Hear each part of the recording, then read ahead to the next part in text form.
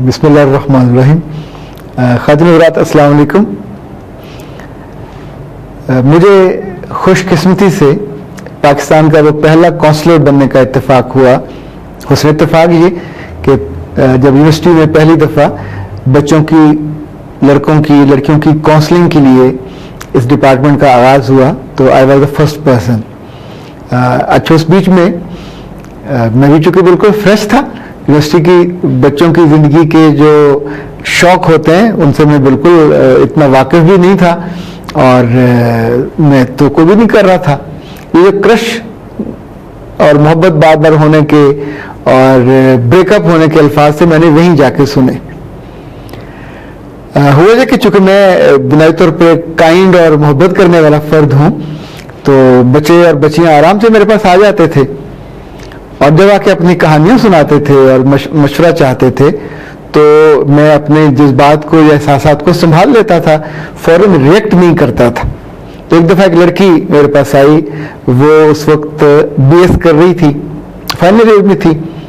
उसने कहा कि sir my mother is coming और वो आपसे आके मिलेगी तो प्लीज़ आप उनसे मेरे बारे में अच्छा कहिए। तो मैंने उससे कहा बेटा मैं तो आपको अच्छी तरह नहीं जानता। उसने कहा अच्छा, मुझे तो सब जानते।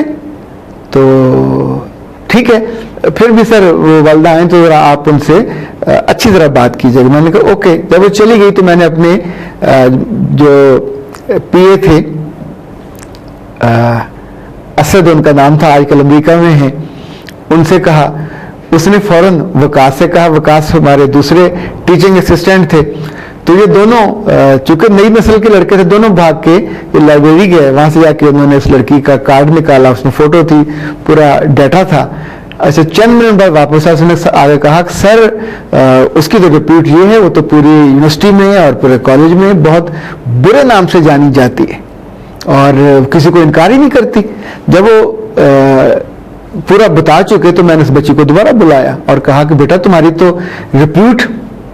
उसने कहा सर असल में मैं किसी को इनकार नहीं कर सकती।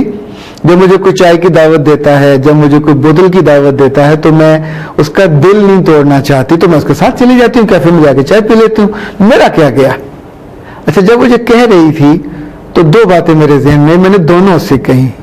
एक तो से मैंने कहा बेटा जो सबका होता है वो किसी का नहीं होता, नंबर वन।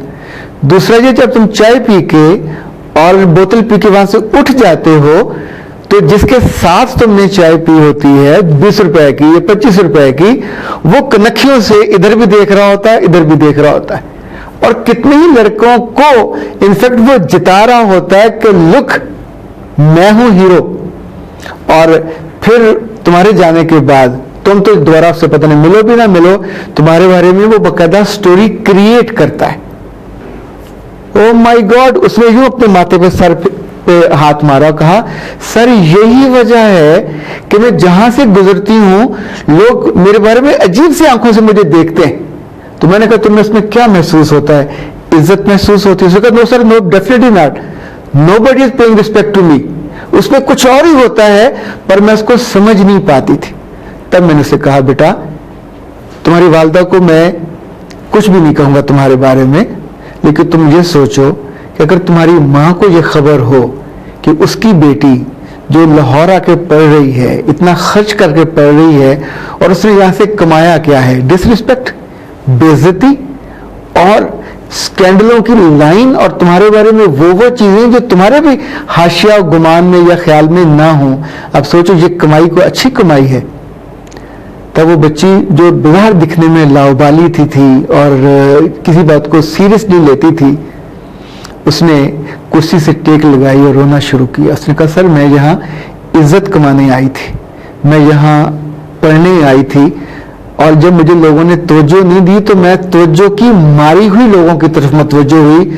और I thought this is a shortcut कि जिसमें मैं सबकी तरफ मतवज्जो होंगे, लोग मेरी तरफ मतवज्जो होंगे and I would be the heroine.